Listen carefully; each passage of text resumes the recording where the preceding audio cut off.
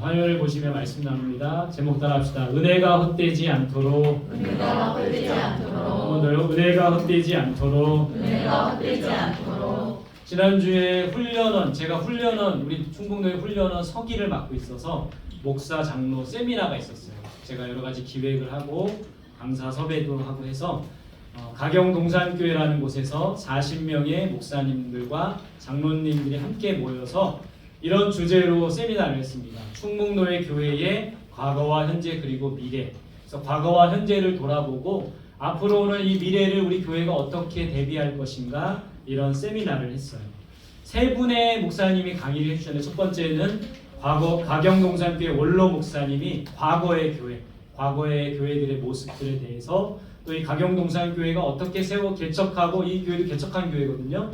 개척한 교회가 어떻게 부흥하고 또 교인들을 훈련시켰는지 얘기해 주셨고요. 두 번째 강의는 제자교회, 우리 금천동에 있는 제자교회 이 교회 목사님께서 현재 우리가 이제 제자들을 어떻게 세우고 교회를 어떻게 세워가는지 이야기해 주셨습니다. 또 마지막에는 또 금천동에 있는 금천교회 목사님께서 앞으로의 미래 교회, 이 교회는 여러 가지 젊은 목사님, 저보다 나이도 어린 목사님인데 다음 세대들을 위해서 정말 잘 사역을 하고 계세요. 이 교회 이 목사님이 부임하신 지가 한 5년 정도 된 것 같은데 저녁 예배를 아직도 7시에 저녁 예배를 드린대요. 그래서 와가지고 이 저녁 예배를 없앨까 막 고민을 하다가 예배를 없애면 또 예배를 다시 회복하기가 쉽지가 않을 것 같아서 저녁 예배를 그냥 그대로 드리면서 한 가지 이제 우리 교인들과 기도하며 제안한 거는 다음 세대들이 좀 노인 몇 분만 앉아 계셔서 다음 세대 청년들, 청소년들, 아동부들이 많이 나오는 그런 저녁 예배를 좀 세워야겠다 하고 기도하면서 세웠던 겁니다. 그래서 저녁 예배 찬양 인도도 젊은 다음 세대들이 해요. 그리고 젊은 세대들이 돌아가면서 부서별로 특송도 하고 기도도 아이들이 합니다. 기도도 하고 그래서 정말 이 다음 세대들이 50%, 60% 아이들이 저녁 예배, 주일날 저녁 예배를 나오는 거예요.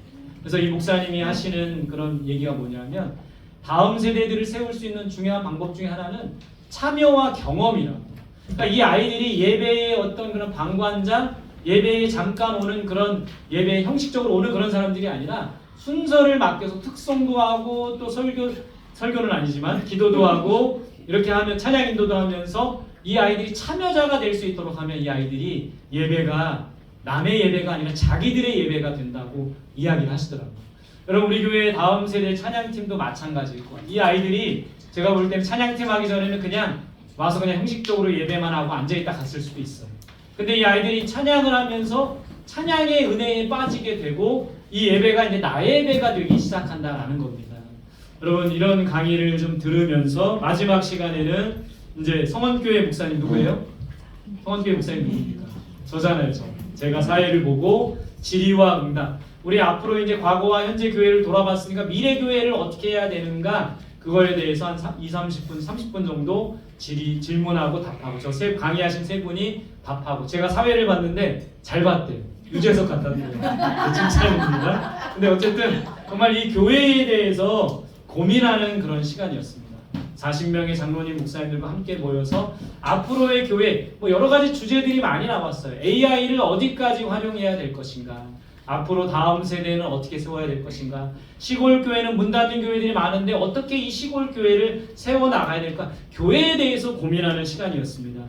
근데 결론은 이거예요. 어떤 목회 방법이 중요한 것이 아니라, 전도 방법이 중요한 것이 아니라 본질이 중요하다. 이게 바로 이 세미나의 결론이었다라는 거예요.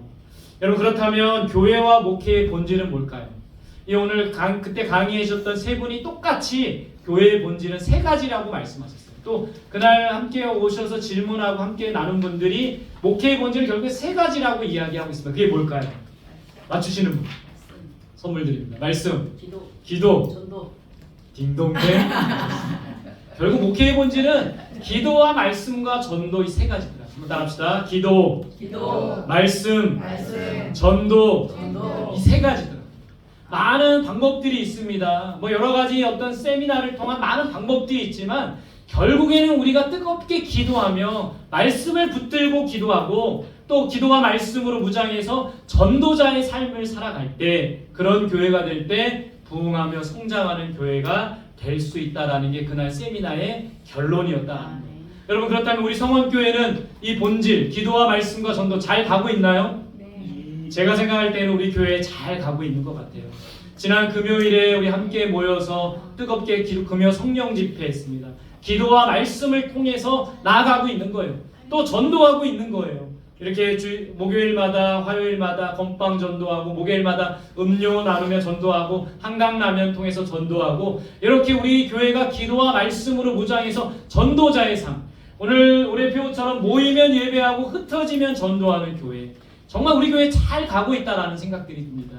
우리 성도님들께 감사하고 정말 기도와 말씀으로 이 교회를 세워나가는 거, 전도하는 일 쉽진 않지만 우리가 이 일에 정말 힘을 다하고 이 본질에 충실하여서 날마다 부흥하는 우리 성원교회가 될 수 있기를 간절히 소망합니다. 아멘. 여러분들이 드리고 싶은 말씀이 이거예요. 정말 잘하고 있다라는 거예요. 저도 저에게 하는 말이기도 해요. 우리 성원교회 잘하고 있다. 우리 성도님들 잘하고 있다. 더욱더 힘써 기도와 말씀과 전도를 세워나갈 수 있기를 바랍니다. 아멘. 기도와 말씀과 전도를 잘 세우려면 어떻게 될까요? 제가 이 세 가지 본질을 어떻게 세워가야 할까 고민하면서 기도하는데 하나님께서 기도와 말씀과 전도를 잘 세워나가려면 한 가지가 필요하다라고 마음을 주셨어요. 뭘까요? 오늘 주제이기도 합니다. 뭡니까? 뭐가 필요한 거예요? 은혜가 필요한 거예요.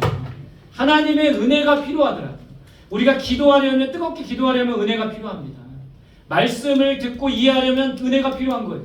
전도하려고 해도 은혜가 필요한 겁니다. 무엇보다 여러분, 은혜가 우리 공동체 안에 여러분들의 삶 속에 필요해요. 우리는 은혜가 필요한 사람들입니다.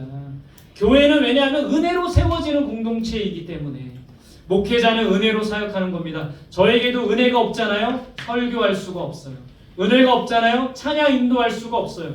은혜가 없잖아요. 기도 인도할 수 없어요. 오늘도 하나님의 은혜가 충만하게 부어졌기 때문에 말씀을 전하고 기도 인도하고 찬양 인도하고 할 수 있는 겁니다. 여러분 저를 위해서 정말 우리 전도사님을 위해서 하나님의 은혜가 충만하도록 기도해 주시기 바랍니다. 여러분 성도들도 마찬가지예요. 성도는 은혜로 살아가는 사람들이라는 겁니다. 오늘 예배 가운데 은혜 받고 일주일 동안 삶의 현장에서 직장에서 가정에서 은혜로 충만한 삶을 살아야 되는 사람들이 바로 성도라는 거예요. 우리는 은혜 없이는 아무것도 할 수 없는 그런 사람들입니다. 그렇다면 여러분 은혜는 뭘까요? 은혜를 받아야 되고 우리 은혜가 필요한데 은혜는 뭡니까? 사람 이름이 아니고 은혜는 사전에 보면 이렇게 되어 있어요. 은혜란 같이 봅시다. 시작. 은혜란 받을 자격이 없거나 갚을 수 없는 사람에게 베풀어지는 사랑과 호의를 뜻한다. 은혜라는 거 하나님께서 우리에게 베풀어진 사랑과 호의예요.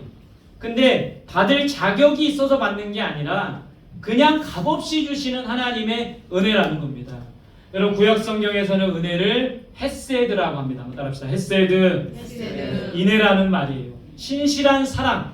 뭔가 어떤 뭘 했기 때문에 받는 것이 아니라 대가 없이 조건 없이 주는 사랑이 바로 헤세드라는 겁니다. 이 말씀 같이 봅시다. 시작. 내가 그것들을 여기 보세요. 시작. 내가 그것들을 지었음을 한탄하니라 하시니라. 그러나 노아는 여호와께 은혜를 입었더라. 여러분 노아 시대가 어떤 시대입니까? 죄악으로 관영해서 하나님께서 이 노아 시대의 사람들을 심판하기로 작정하셨던 시대예요. 근데 많은 사람들이 죄악 때문에 심판받게 생겼는데 그 중에 노아는 여호와께 은혜를 입었대요. 여러분 이 세상도 마찬가지입니다. 지금 많은 사람들이 죄악으로 방황하며 살아가고 있는 속에서 성원교회 성도들 여러분, 저와 여러분들은 하나님의 은혜를 입은 사람이 되어야 돼요. 여러분 이 구약에서 말하는 은혜가 바로 그겁니다. 신약에서는 뭐라고 합니까? 따라합시다. 카리스. 이 카리스라는 단어가 되게 중요해요. 호의, 선물, 친절, 감사라는 뜻인데 여러분 여기서 은혜가 카리스인데 은사는 카리스마, 카리스에서 나온 거예요. 감사는 유카리스테오, 카리스에서 나온 거죠. 성찬은 유카리스티아, 히라 기쁨은 카라. 그러니까 이 하나님의 은혜 가운데 은사도 나타나고 감사도 할 수 있고 또 기쁨도 나타나게 된다라는 것이죠. 여러분 우리가 이게 알고 있는 이 은혜, 카리스, 하나님의 값없이 주시는 선물, 이것을 날마다 받아 누릴 수 있기를 소망합니다. 신약에서 말하는 카리스는 이거예요. 같이 봅시다. 시작. 너희는 그 은혜에 의하여 믿음으로 말미암아 구원을 받았으니 이것이 너희에게서 난 것이 아니요 하나님의 선물이라. 은혜로 구원받았대요. 우리가 노력해서 뭔가 구원받는 것이 아니라 우리가 뭔가를 해서 구원받는 것이 아니라 헌금해서 구원받는 것이 아니라 주일 성수해서 구원받는 것이 아니라 은혜로 구원받는 겁니다. 근데 그 하나님의 은혜는 값없이 주시는 선물이라는 거예요. 여기 앉아있는 우리 모두에게 하나님이 은혜를 주시는데 뭔가 우리가 잘했기 때문에 주시는 것이 아니라 값없이 주시는 하나님의 선물이 바로 은혜라는 겁니다. 여러분 은혜에 대해서 이런 말이 있습니다. 같이 읽어볼게요. 시작. 은혜는 우리의 부족함보다 하나님의 사랑이 더 크다는 증거이다. 은혜는 우리가 부족하지만 하나님의 사랑이 더 크기 때문에 주어지는 겁니다. 은혜는 받을만 해서가 아니라 하나님께서 사랑하시기에 주시는 것이다. 이런 말도 있어요. 은혜는 아는 사람만 감사하고 은혜를 아는 사람은 감사하고 은혜를 경험한 사람은 사랑한다. 그리고 우리는 은혜를 아는 사람이죠. 그러면 하나님께 감사해야 돼요. 은혜를 경험한 사람은 또 사람들을 사랑하며 섬겨야 된다라는 것이죠. 그런 우리들이 될 수 있기를 바랍니다. 여러분 오늘 이런 문구를 보니까 은혜의 근거는 뭡니까? 우리가 뭔가 해서 은혜를 받는 거예요? 그것이 아니라 은혜의 근거는 뭐죠? 하나님의 조건 없는 사랑이라는 거예요. 오늘도 하나님께서 조건 없이 대가 없이 여러분들 한 사람 한 사람에게 은혜를 주시는 겁니다. 그 은혜로 우리는 예배 드릴 수 있고 그 은혜로 우리는 한 주를 살아가는 거예요. 오늘도 하나님의 조건 없는 사랑 또 하나님의 대가 없는 은혜 그 은혜를 받아서 누리는 저와 여러분들이 되시기를 바랍니다. 여러분 우리는 왜 은혜가 필요합니까? 은혜가 필요한 사람들인데 왜 필요해요?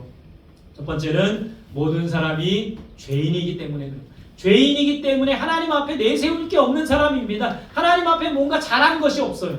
그러나 그런 우리들에게 하나님은 은혜를 베풀어 주시고 은혜로 구원하시겠다라고 약속하셨어요. 우리 모두가 죄인이기 때문에 은혜가 필요한 사람이에요. 두 번째는 왜 필요합니까? 은혜가 인간의 노력으로 구원을 얻을 수 없어요. 이 그림에 보세요. 스스로 사람은 죄악 가운데 있는 우리 스스로가 빠져나올 수가 없어요.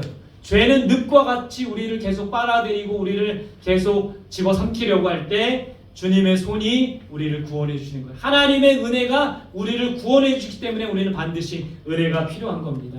세 번째 은혜는 회복과 새로운 삶을 가능하게 하는 겁니다.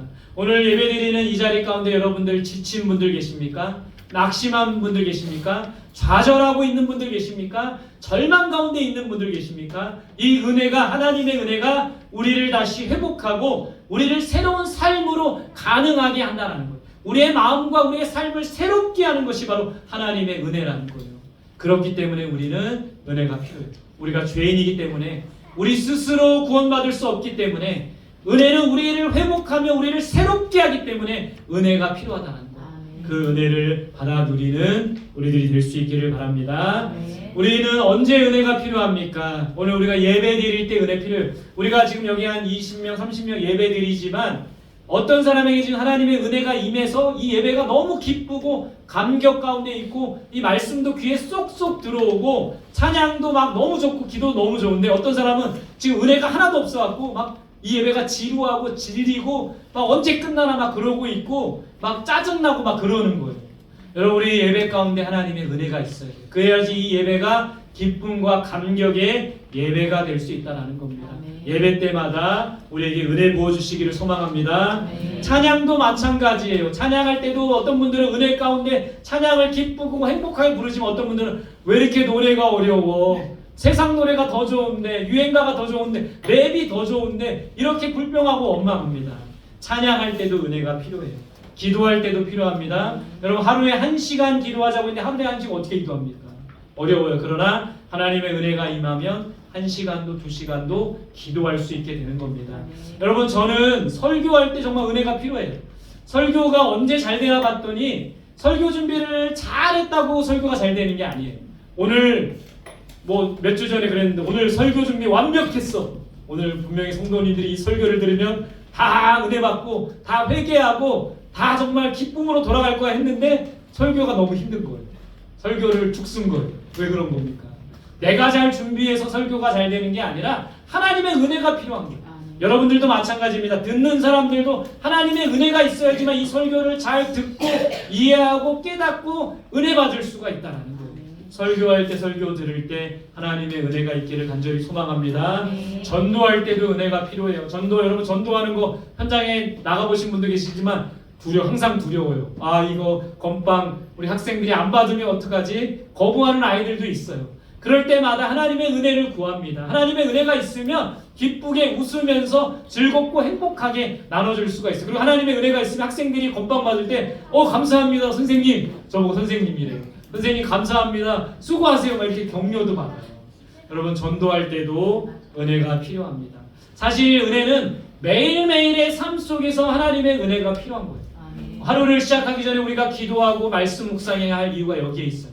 하나님의 은혜가 하루 아침에 우리에게 임하면 하루 종일 신나고 즐겁고 행복한 하루가 되지만 은혜가 없으면 짜증나고 불평하고 원망하고 꼬이고 싸우고 다투고 막 삶이 정말 고단하고 힘든 삶이 계속될 수밖에 없다는 겁니다. 바라기는 저와 여러분들의 매일매일의 삶 속에 일상 속에 하나님의 은혜가 있어서 그 은혜로 살아갈 수 있기를 간절히 소망합니다. 아멘. 할렐루야. 아멘. 하나님께서 주시는 은혜를 우리는 어떻게 해야 될까요? 첫 번째 따라합시다. 은혜를 구하라. 은혜를 구하라. 날마다 은혜를 구해야 됩니다. 오늘 예배 가운데서도 하나님의 은혜를 구해야 돼요. 두 번째 따라합시다. 은혜를 누리라. 은혜를 누리라. 하나님의 은혜를 누려야 돼요. 하나님의 은혜는 값없이 주시는 하나님의 사랑입니다. 오늘도 예배드리면서 그 은혜를 누리는 저와 여러분들이 되시기를 바라요. 세 번째 따라합시다. 은혜를 나누라. 은혜를 나누라. 여러분 은혜를 내가 받으면 나눠야 됩니다. 왜냐하면 물이 고이면 썩는 것처럼 은혜도 고이면 썩어요. 하나님이 오늘 우리에게 은혜 주셨는데 나만 갖고 있으면 썩습니다. 그 은혜를 흘러보내야 돼요. 우리 가족들에게, 우리 이웃들에게, 친구들에게 내가 받은 은혜를 흘러보낼 때 그 은혜가 강물이 되어서 많은 사람들에게 은혜를 끼치게 된다는 거예요. 여러분 은혜를 구하고 은혜를 누리고 은혜를 나누는 저와 여러분들이 되시기를 바랍니다. 아멘. 한번 따라합시다. 은혜를 구하라. 은혜를 구하라. 은혜를 누리라. 은혜를 누리라. 은혜를 나누라. 나누라. 다시 한번 은혜를 나누라. 은혜를 나누라. 그런 저와 여러분들이 되시기를 소망합니다. 아멘. 오늘 이제 본문 이야기를 해보려고 합니다. 고린도전서 15장 오늘 말씀도 은혜에 대한 말씀이에요. 같이 봅시다. 시작. 나는 사도 중에 가장 작은 자라. 나는 하나님의 교회를 박해하였으므로 사도라 칭함받기를 감당하지 못할 자니라. 여러분 사도는 누굽니까?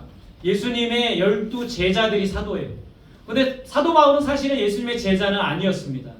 근데 성경에 보면 자신도 사도라고 말하고 있어요. 여러분 사도는 예수님의 제자일 뿐만 아니라 예수님을 직접 보고 경험한 사람이 사도입니다. 사도 바울이 예수님이 살아계실 때 직접 보지 못했지만 다메섹 도상에서 부활하신 예수님을 만났기 때문에 사도 바울은 자신을 사도라고 말하고 있어요. 근데 오늘 말씀에 보면 바울은 자신이 사도 중에 가장 작은 사도라고 말하고 그 이유는 뭐예요? 하나님의 교회를 어떻게 했기 때문에? 박해했기 때문에. 이 사도 바울이 예수님을 만나기 전에 했던 일이 뭐냐면 예수 믿는 사람들을 잡아다가 감옥에 가두는 일을 했어요. 그래서 예수 믿는 사람들을 잡아다가 옥에 가두는 일. 왜냐하면 유대교에서는 저 예수 믿는 사람들이 이단이라고 생각했기 때문에 옥에 가두는 일을 했습니다. 여러분 이 바울 전에 이름이 사울이죠. 저 사울은 스데반 집사님이 순교당할 때 여기 옆에 서 있는 사람이 누굽니까? 바로 사울이고 바울이에요.